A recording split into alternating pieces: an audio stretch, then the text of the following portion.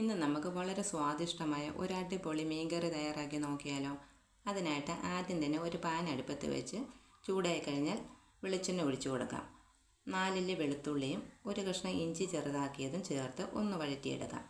പിന്നെ പൊടികളായിട്ട് 1/2 ടീസ്പൂൺ മഞ്ഞൾപ്പൊടിയും 3 ടീസ്പൂൺ അളവിൽ മുളക് പൊടിയും കൂടെ 1 ടീസ്പൂൺ മല്ലിപ്പൊടിയും ചേർത്ത് മീഡിയം ഫ്ലെയിമിൽ വെച്ചൊന്ന് മൂപ്പിച്ചെടുക്കാം. അതിനുശേഷം ഫ്ലെയിം ഓഫ് ചെയ്തതിന് ശേഷം ഇനി ഇതിലേക്ക് 2 ടേബിൾ സ്പൂൺ അളവിൽ തേങ്ങാപ്പീരയും ചേർത്ത് നന്നായിട്ടൊന്ന് മിക്സ് ചെയ്യാം. അതിൻ്റെ കൂടെ ഒരു 5 ചുമന്നുള്ളി കൂടി ചേർത്ത് കൊടുക്കുന്നുണ്ട്. ഇനി ഈ മസാലയൊന്ന് തണുത്തതിന് ശേഷം മിക്സിയുടെ ജാറിലിട്ടൊന്ന് അരച്ചെടുക്കണം.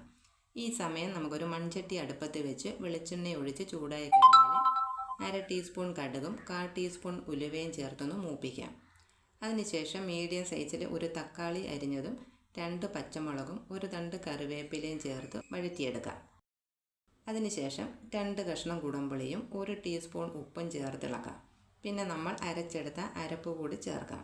ജാറിൽ കുറച്ച് വെള്ളം കൂടി ഒഴിച്ച് അതുകൂടി ഒഴിച്ച് നന്നായിട്ടൊന്ന് മിക്സ് ചെയ്ത് അരപ്പൊന്ന് തിളച്ച് വരുമ്പോൾ കഴുകി വൃത്തിയാക്കി വെച്ചിരിക്കുന്ന നെന്മീൻ കഷ്ണങ്ങൾ ചേർത്തിളക്കി ചട്ടി ഒന്ന് മൂടി വയ്ക്കാം. നന്നായി തിളച്ച് കഴിഞ്ഞാൽ ലോ ഫ്ലെയിമിൽ ഒരു 15 മിനിറ്റ് ഒന്ന് അടച്ചു വയ്ക്കാം. ഇടയ്ക്ക് അടപ്പ് തുറന്നൊന്ന് ഇളക്കി കൊടുക്കാം. ഉപ്പും പുളിയും പാകത്തിനുണ്ടോ എന്ന് നോക്കണം. പോരെങ്കിൽ ആവശ്യത്തിന് ചേർത്ത് കൊടുക്കുക. പിന്നെ കുറച്ച് കറിവേപ്പിലയും വെളിച്ചെണ്ണ വേണമെങ്കിൽ 1 ടീസ്പൂൺ ഒഴിച്ചു കൊടുക്കാം. ഞാൻ എണ്ണ ഒഴിച്ചു കൊടുക്കുന്നില്ല. ഇപ്പം നമ്മുടെ സ്വാദിഷ്ടമായ മീൻകറി ഇവിടെ റെഡി ആയിട്ടുണ്ട്. അടിപൊളി ടേസ്റ്റാണെന്നേ, ആരും മിസ്സാക്കണ്ട. ഈ രീതിയിൽ ഒന്ന് തയ്യാറാക്കി നോക്കണേ. എൻ്റെ വീഡിയോ ഇഷ്ടമായ എല്ലാവരും ഒന്ന് ലൈക്ക് ചെയ്യാൻ മറക്കരുതേ.